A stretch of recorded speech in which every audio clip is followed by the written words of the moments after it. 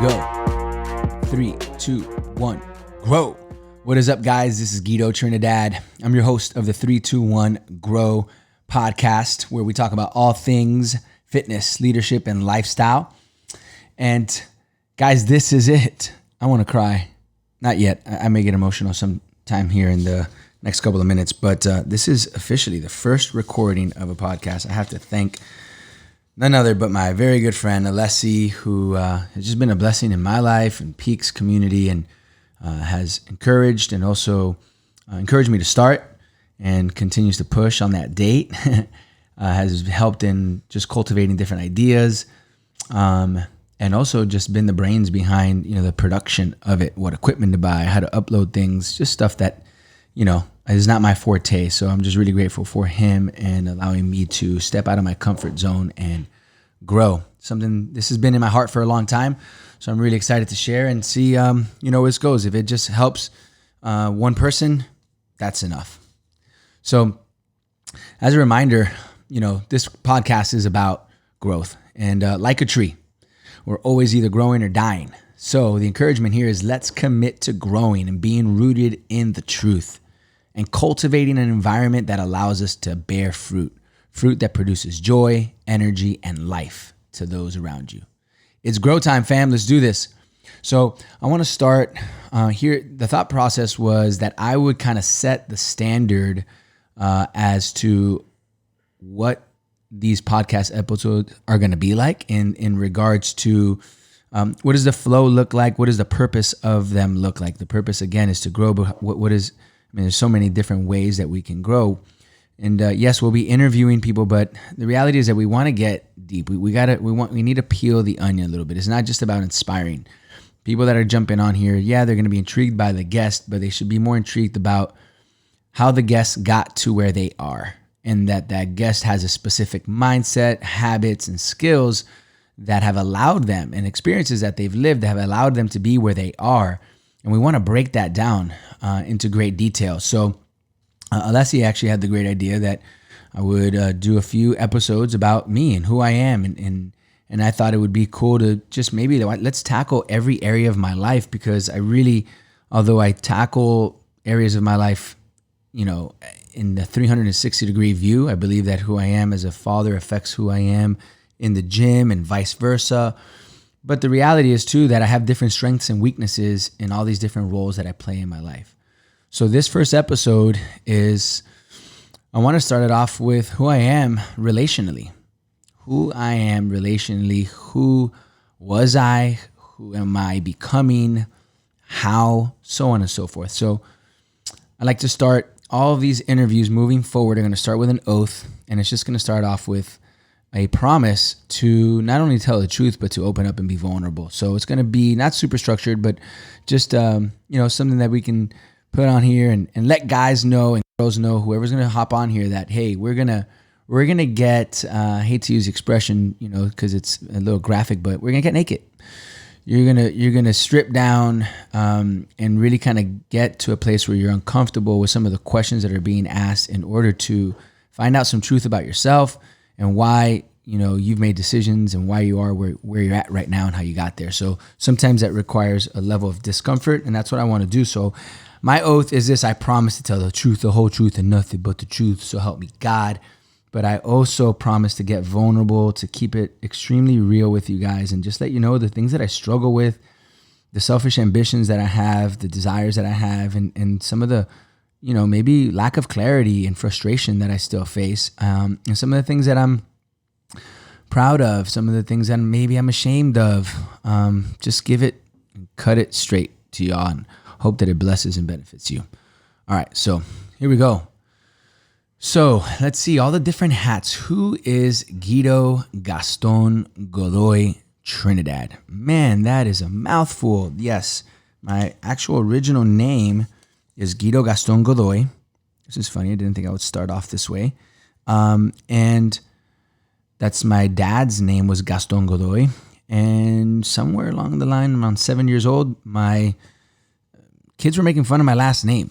They just couldn't pronounce it well. I never really liked it. I thought it sounded funny. but I really liked my mom's last name. It was Trinidad. It just sounds cool, right? Everybody on the other side right now is like, yeah, that is a much cooler name than Godoy. But so I just said, Mom, I want to change my name. And she was like, cool, let's do it. I hate your dad anyway, so it's perfect. She probably didn't say I hate him, but she definitely did not like him very much and was probably very angry that he wasn't sending child support. So she went ahead and said, yeah, you can change your name. But funny enough, she didn't change it legally. She just told school, she like called them up one day like, hey, you got this kid's name wrong. It's actually Trinidad. So I started doing everything by Trinidad. And man, I don't want to get into this story, but it wasn't until I was like in my 30s with my wife who was like, dude, you have issues every time you go to the airport. Your passport says Godoy, your license says Trinidad. You can't, you keep holding up the line. Like it's always a mission. Can you just change your name legally and permanently once and for all? So I did. And I kept Godoy, but I added the Trinidad. So with that being said, I am son of Mari Trinidad, son of Gaston Godoy. I'm also a brother of, so Andre is my brother from my mom and dad. And then I also have 5 others. Gracie, Nacho, Gaston, and Gabriel. That's 4 others. I'm a husband to my beautiful wife, Virginia. I'm a father to 3 beautiful girls, Veronica, Valentina, and Vida. Those of you guys who follow me or my wife, you're probably obsessed with all my daughters, but specifically with the eating habits of my 2-year-old daughter. She is a savage and it's very fun to watch. So if you haven't seen her, just go ahead and end this episode right now. Just go ahead and end it and just watch her because she's definitely more entertaining than I am, I promise. All right. Well, so, the question here is, let's say, Guido, this is my alter ego here. Describe yourself as a relational human being. Guido is a lover, a passionate lover. I just love people, man. I'm a lover. I'm a lover of people. I kind of would say I'm a little bit of a people pleaser. I like for people to like me. I sometimes don't always say the truth about what I feel because I want people to like me, and that's good and bad. But relationally, I am as loyal as they come. I love words of affirmation, so I like for people to value me with their words. But I love to tell people how great they are. I'm a physical contact guy, so you know me. I've probably hugged you and didn't even know who you were. And if you're a man and you're close to me, I've probably kissed you a few times. Not on the lips, not that kind of guy. But yeah, so I'm very affectionate, relationally, very loyal, and I just I have a desire for my relationships in my life to be on point. I want them to be perfect. And that's a very unrealistic expectation that I've grown out of, but I really, anytime things aren't well in a relationship, it bothers me and I want to fix it right away. If I feel there's tension, I don't like it, let's deal with it now. So relationally, like I said, I'm loyal. I don't have many friends that I've had, falling outs with. Because I'll kind of just stick to the relationship even if they're not necessarily meeting my expectations or being, honest or honorable to me or respectful to me.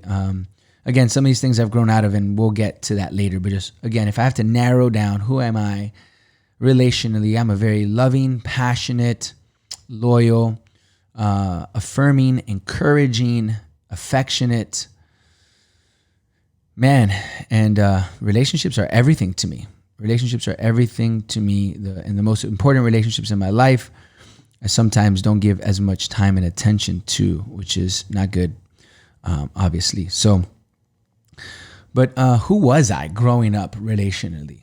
What was I like as a child, as a teenager, and maybe even a couple years ago? And then I'll walk you through who I am now and who I pray that God can continue to help me become. So who was I? I was, sad to say, very rebellious, extremely rebellious, an attention seeker. I would say, I was blessed with intellectually some gifts. I always had really good grades. But those grades, my relationships with my teachers were always pretty poor because I always acted up. So relationally, I was not dialed in there. I had some pretty good friends, but I was so competitive and insecure about my relationships with them that I would end up having a lot of fights with my best friends. All my girlfriends growing up, as again, just it was fire or ice. I was either like we were in love or just at each other's necks, and it was probably my fault most of the time, to be honest, because I was jealous and insecure about myself. My relationship with my dad. My mom and dad got divorced when I was about 4.5, 5 years old. And yeah, I mean, at that time, I can't tell you that it was painful. I just remember just always being scared of being left alone. Like, I always felt like I was going to be left alone. I remember sharing this with someone yesterday that I probably lived with like pretty serious level of anxiety from the age of 4 to about 8, 9. Because I always thought that I was going to be left alone. My dad was kind of in and out of my life at that time. And when he was, it was toxic because he would say he would show up and he didn't, or he'd show up drunk, or he'd show up and just insult my mom and vice versa. It was a very unhealthy situation, but I still loved my dad and I desired his love and attention as I did for my mom. So who was I? Again, a little, insecure, but still very loving, seeking the attention and acknowledgement from others, which I believe led me to become very competitive. Again, I don't know exactly where I get my competitiveness from, but I think that could be where it stemmed from. It was just having a lack of attention from a male figure. And it drove me to like want to be the best at anything and everything I did. From in school, the conduct grade really didn't count in my book, so I wasn't trying to have good conduct. I wanted the girls' attention, the good grades, and to be on top, with a gold medal around my neck. Whatever, every boy's dream, I guess. Maybe not. So let's see. Yeah, so if I know what I was going to say. The competitor in me, anytime I had a coach, I always, I literally don't remember one coach that I didn't have a very strong relationship with. In the sense that I was one of their favorite players on the team. And I think that I sought their affirmation so much that I played really hard. And I never thought like, I want my coach to like me. I'm going to tackle this guy really hard. Like, it wasn't like that. But I just, looking back now, I'm like, man, I always had great relationships with these guys, but the women in my life, I didn't have good relationships with them, maybe because that wasn't what I needed. I already was secure in my relationship with my mom. So my relationship with my mom was hostile. My mom, and if you're listening, Mom, I hope you're not offended by this because, at the end of the day, this was out of your control and you did your best. But my mom struggled with, bipolar condition growing up. Believe that God has healed her from that. She takes medication, but she's so much better now. But growing up, it was an emotionally hostile environment often, which led for a relationship that was very passion-filled. Like, I just knew my mom. She was extremely humble, so she would ask for forgiveness anytime she felt like she crossed the line and really just didn't do, a great job in parenting, so to speak. So I benefited from that, from her, and seeing the humility of a parent asking their child for forgiveness. But at the same time, you see, so you saw the love. She loved us. She did anything and everything for us. She'd bend over backwards to buy us the things that we couldn't really even financially afford. She was the biggest supporter of mine and still is, athletically and in any endeavor that I dive into. And then at the same time, we were just at each other's neck. We were probably very similar, to be honest. And that was probably one of the things that we struggled with. So then I was also a brother at that time, and I thought I was actually his dad. I think I had a role reversal confusion there. This probably stemmed from my father leaving when I was 4, saying, "You're the man of the house now." Looking me dead straight in the eyes, like it was it was like the Great Commission. Jesus told disciples, like, go and make disciples of all nations. Like, that's it, I'm out, peace. Go do your thing. Like, he looked at me and was like, "You're the man of the house. I'm leaving. See you later." And so I took that seriously, I think. And I thought I kind of treated my mom like she was my wife, and I bossed her around probably a little too much. And my brother, I definitely was annoyed by him, and maybe was just jealous that he was stealing some attention and food from me. So that was then.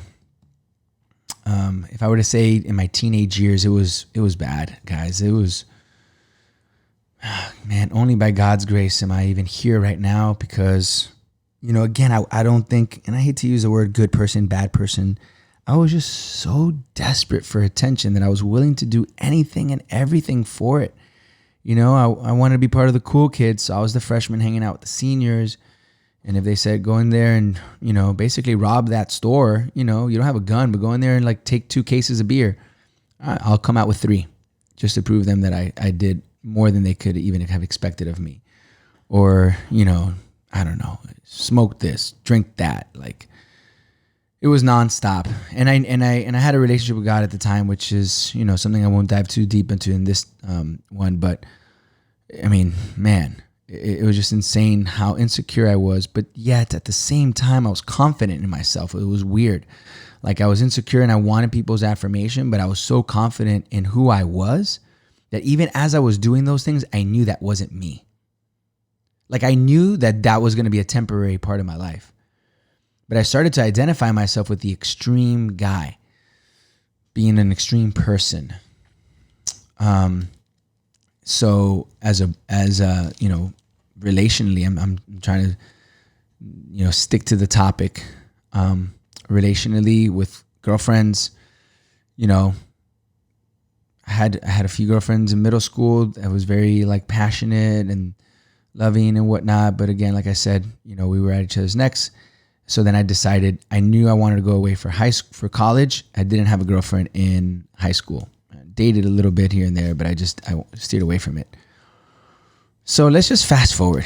Past is the past. Who am I now? Who I believe I am now, man. And I cannot say who I am now without having to say how, like, and I know that this is probably later questions. How did I become that? But my faith and the people that have poured into me have been everything to allow me to grow out of the immature, insecure, cocky, bully that I was. And now, still have so much room for growth. I would say that just as loyal, just as loving, a little more even keeled, a lot more. I've always been patient. I'm patient, but definitely don't see myself. I would say relationally as the antagonizer. I try to be a better listener. I provide people with space. And I understand the gifts that God has given me, the gift to encourage. So I try to use that at the right time. I understand that I have experiences that can add value to others. I tend to be a problem solver, so I just want to go in and fix people or their situation. But I'm learning to be a better listener. One thing that I wasn't and that I'm growing to be better is compassionate. Maybe because it's like my mom, I remember her not being very compassionate with others and, what's this person's problem, and I think that, and I don't want to blame you, Mom. It's just, maybe it just rubbed off. Maybe not. Maybe I picked it up somewhere else. It was just part of who I was. But I remember even just playing with the concept of being compassionate. And I was just such a tough-minded person and like a no excuses, no BS, like just get it done, that it was hard for me to like put myself in other people's shoes and be like, well, maybe they, they're trying their best or they grew up in a different environment, and like giving people the benefit of the doubt was something that I just didn't know how to do. That concept was foreign to me. It was like, you either do it my way and the right way, or you're not doing it. So I could definitely say that through God's grace, I'm a more compassionate man. I want to become more empathetic. That's for later, who I'm becoming, who I am right now. I'm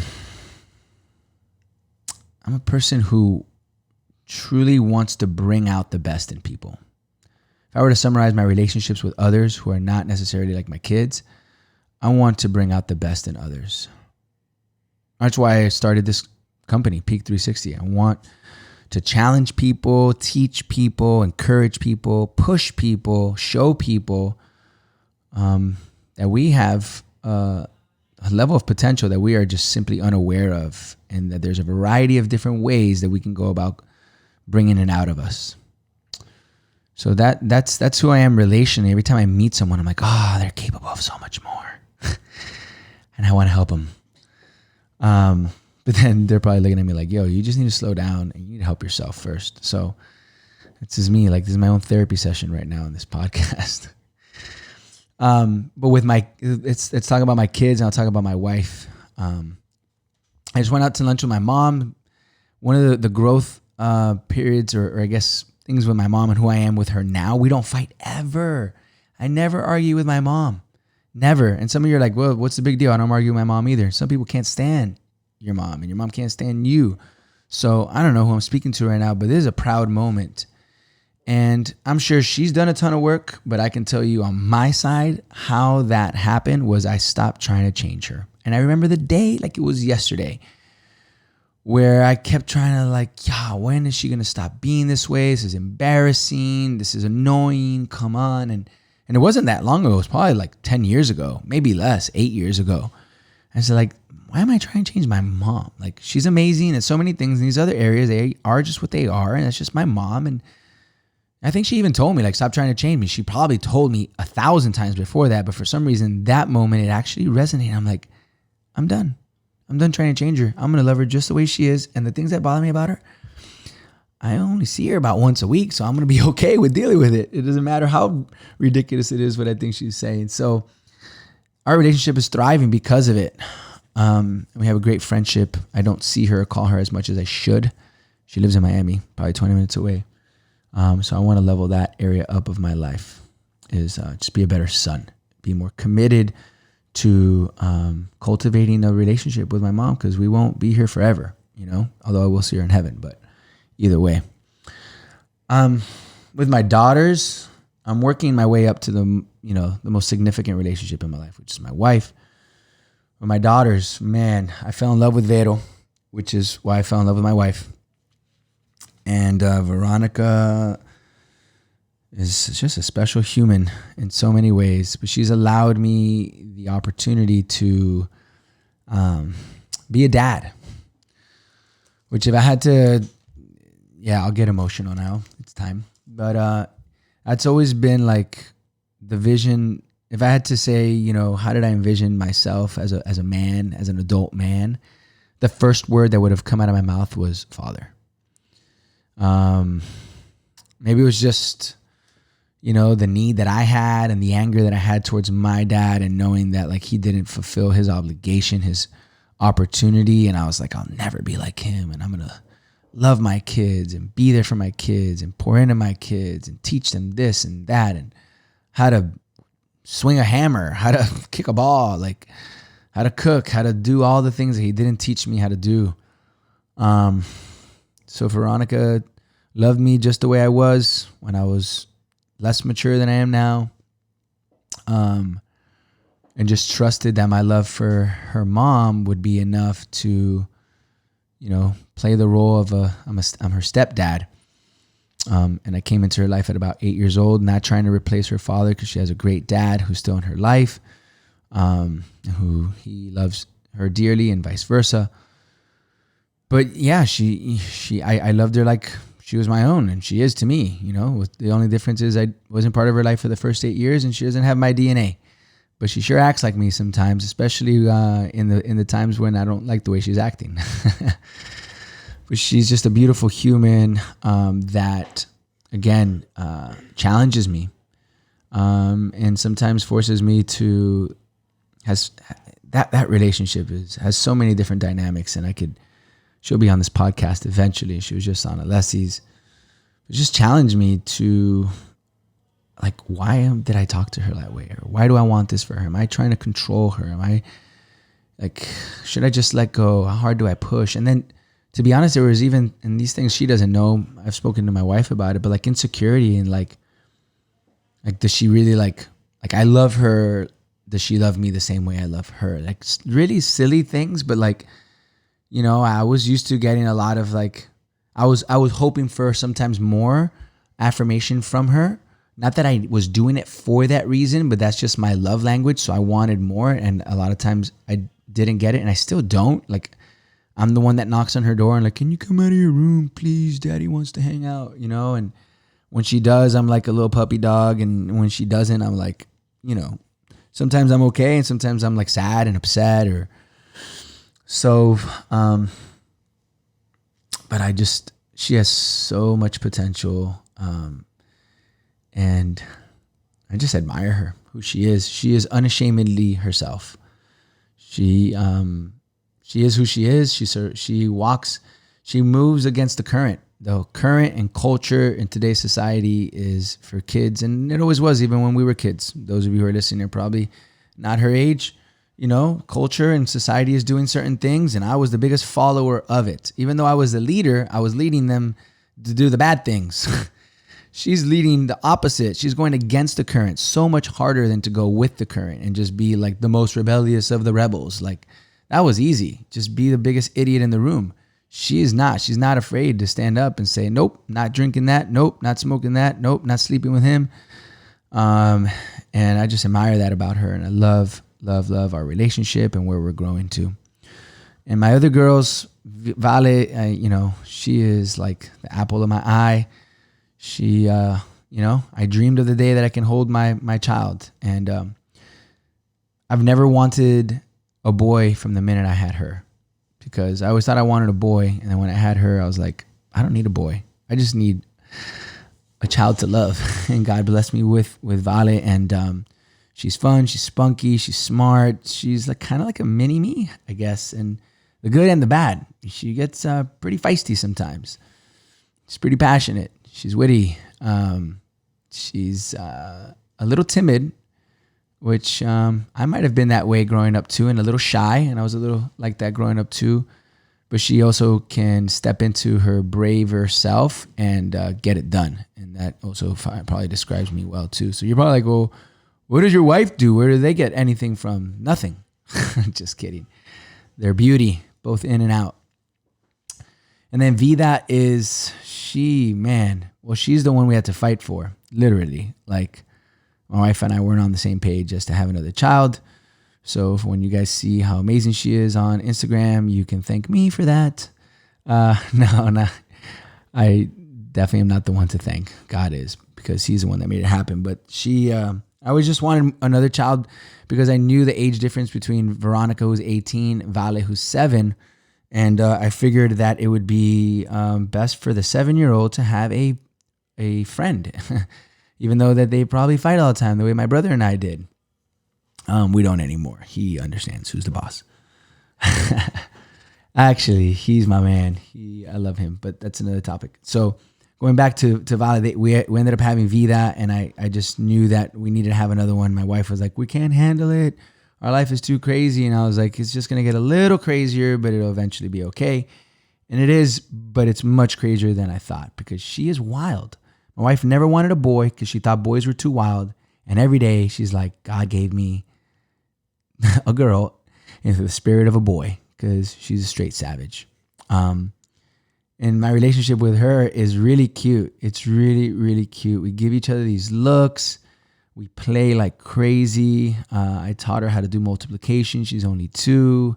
She rides a unicycle. She walks in her hands. She's one of those just like really gifted kids. We don't post that stuff on Instagram because, we don't want to make people think that like she's super special and have all these followers and then put her on TV shows. All right, I'm just bored talking to myself, so I'm making stuff up, guys.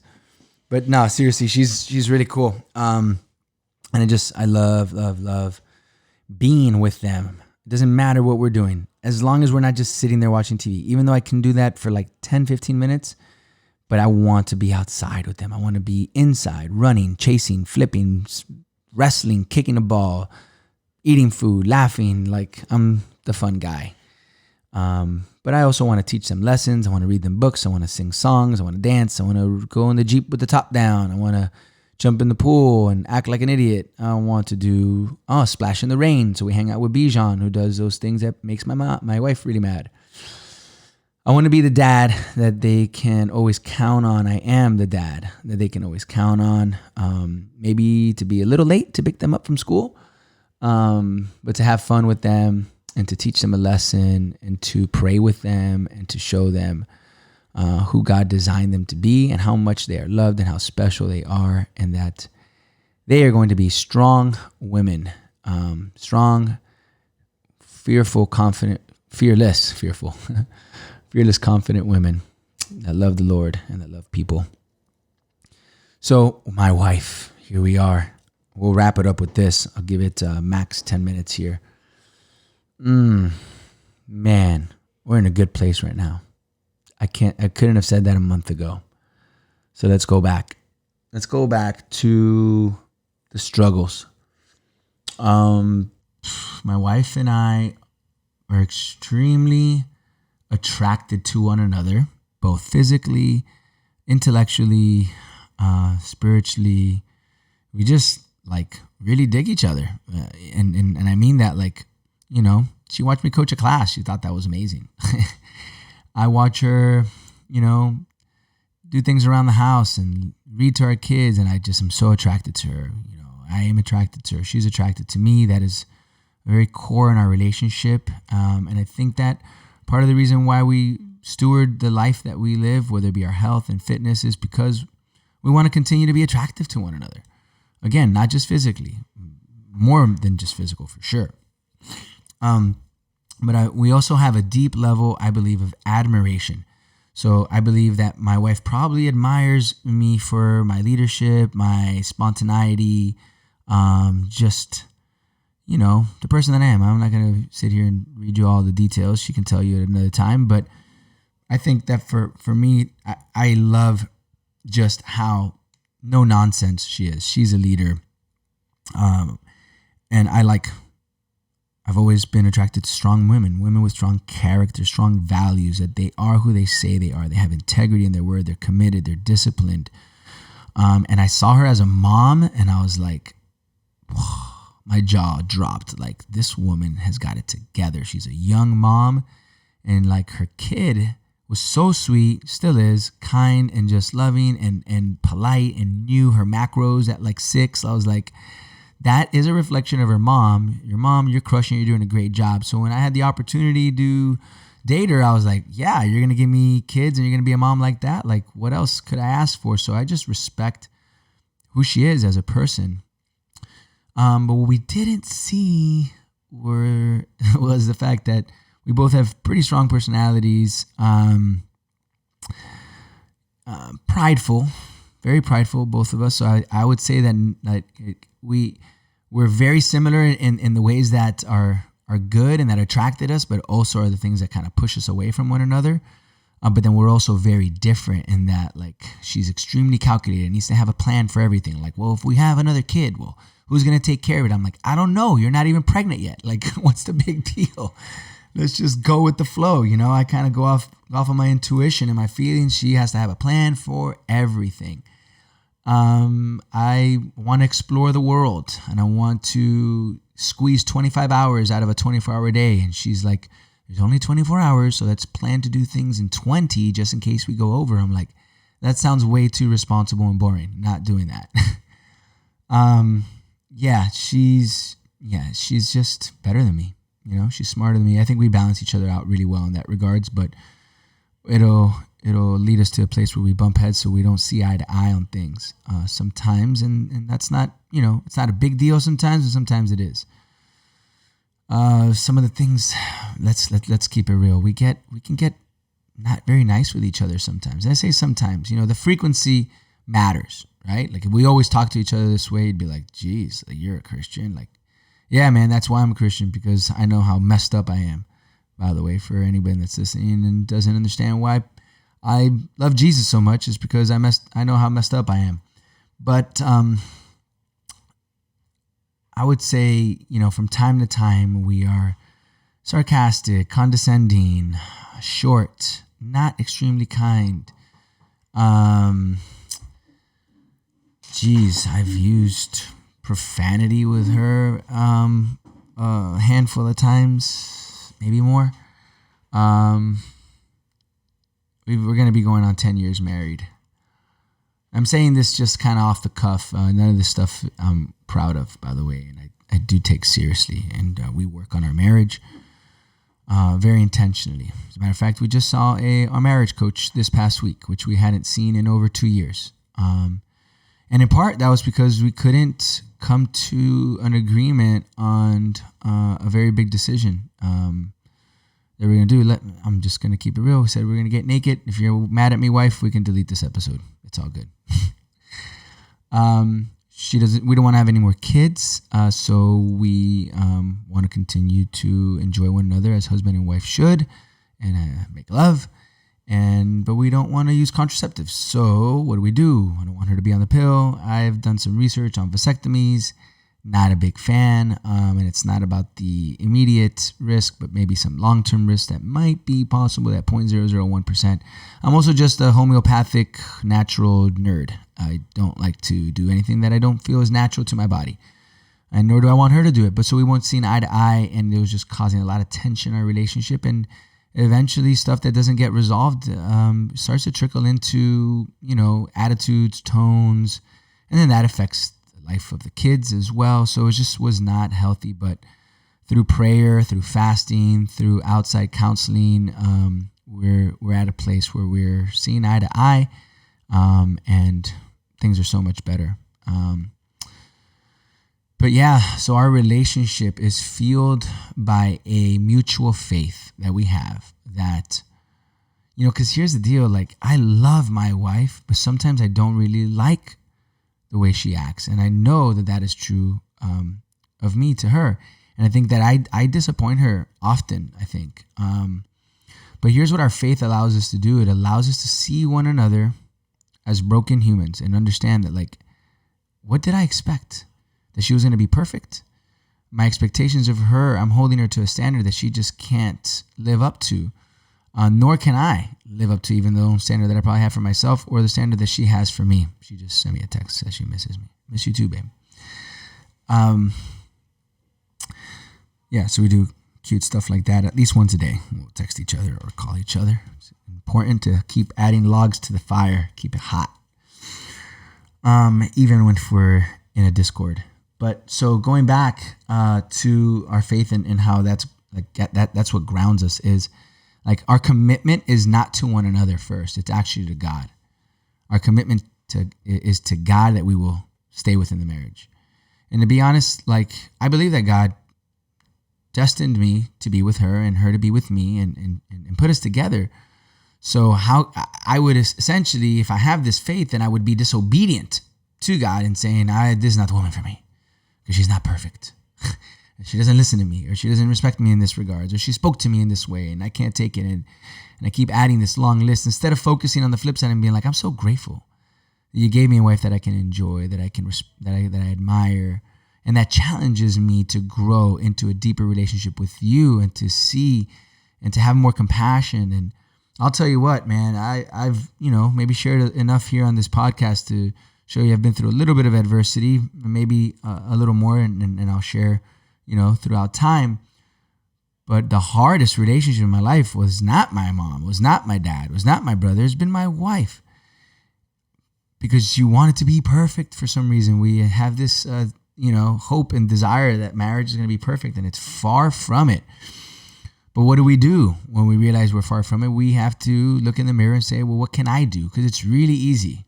Oh, yeah. If she wouldn't talk to me like that, if she wouldn't do this, if she wouldn't get upset about that, everything would be fine. But that's not taking any accountability. There's no humility there. There's no sacrifice there. There's no work there. So when they say marriage is work, it means it's work for you. And if she's not working, that's fine. If you do work, something's going to get better because at least part of the equation is making improvement. And eventually, men, if you're listening, we're the initiators. We, as leaders of the home, are to initiate all things. Something you want to change in your home, you want to change the way your family eats, you start. Don't talk about it, be about it. You want to level up your kids', education. You want them to get better at being students. You take initiative. Anything and everything, our responsibility is not necessarily to always follow through and execute on it, but to take initiative and say, hey, this is something we need to do, and I'm about it, and here's the first step. So with that being said, I would like to, I'm not saying I always am the one that takes initiative, but I've read my fair share of books. podcasts, coaching sessions, and I just know that the relationship that I have with my wife is the most important one because it's going to dictate the wellness, the environment in my family. It's going to be, how God judges me and my relationship with him. So my vertical relationship with him is actually displayed in my horizontal relationships. So with that being said, where are we going? Who am I becoming in all these areas of my life? As you can see, I'm sharing with you, I don't have it all together. I'm far from it. And I think a lot of the things or the person that I am becoming, I don't even really know. I believe that daily as I reflect, as I read, as I, learn, I realize, oh, wow, I didn't know that I didn't know that. And I think that is one of the most important aspects of growth is understanding that the areas that you want to grow in, you're not even aware that you have to grow in. Because if we knew all the areas that we needed to grow in, then you kind of already know. You don't know how, but you already know. But the reality is that we don't really even realize that we may be struggling, or let's just use a more vulgar term, like we suck at saying I'm sorry, or that we suck at being grateful and appreciating people, or that we are not great at listening, and that we're doing all the talking. So again, I don't know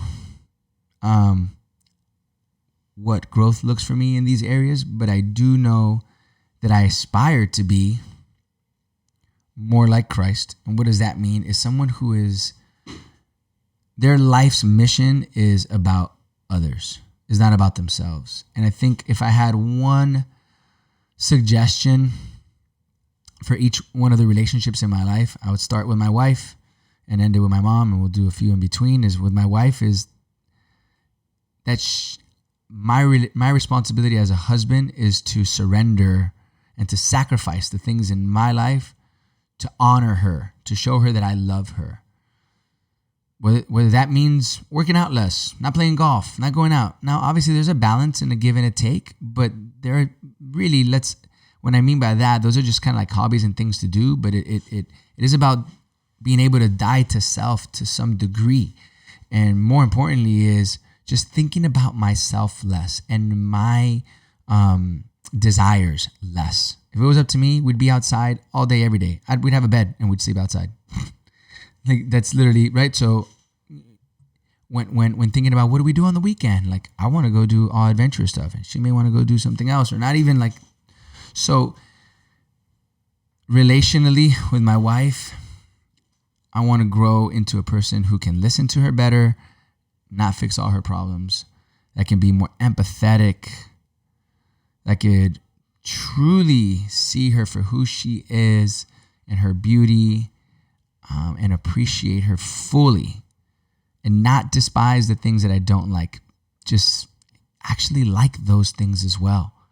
I want to enjoy her as a complete person, not 90% of her. I want to love her just as she is, unconditionally, no matter what. I want to grow into that person, and I want to be able to sacrifice things in my life to show her that her level of joy and peace is more important than my own.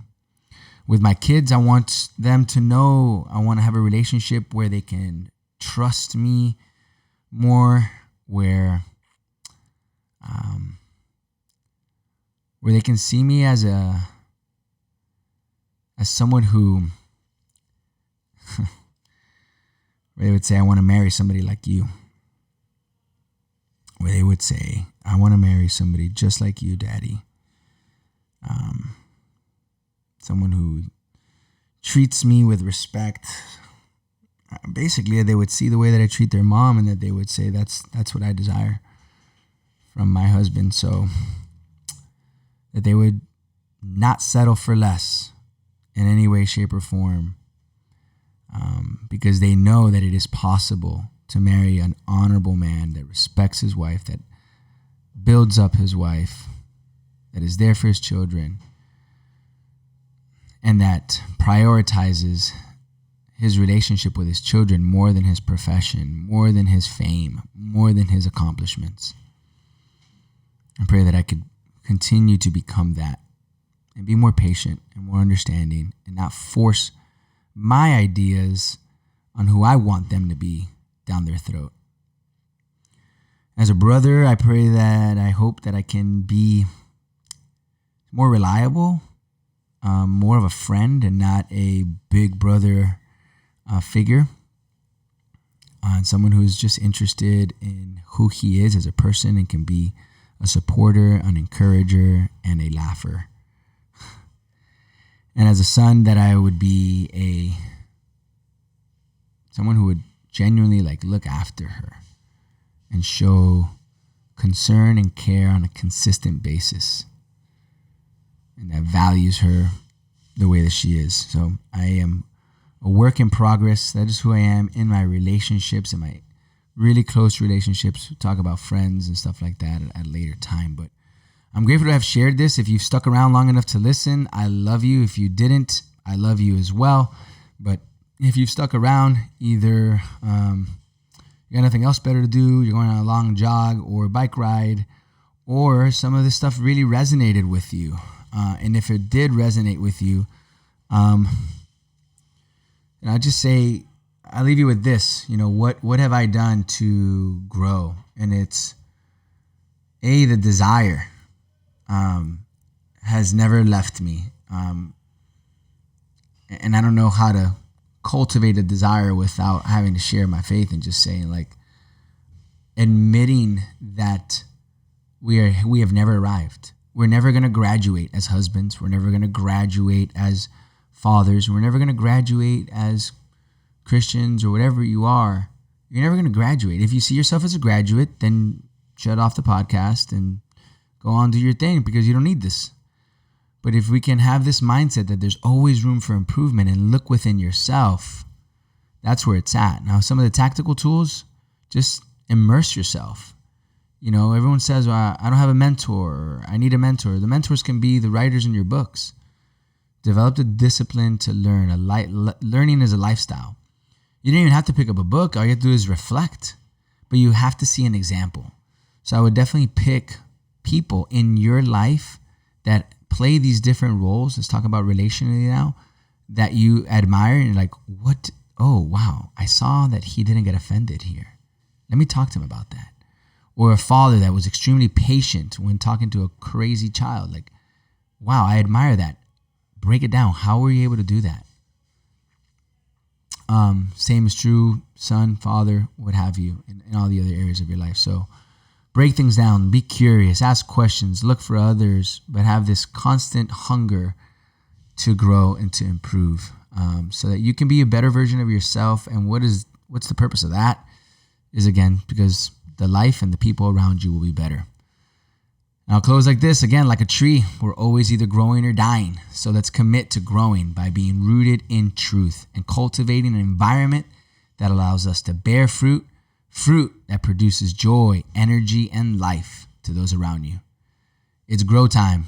See you later. Love you guys. God bless.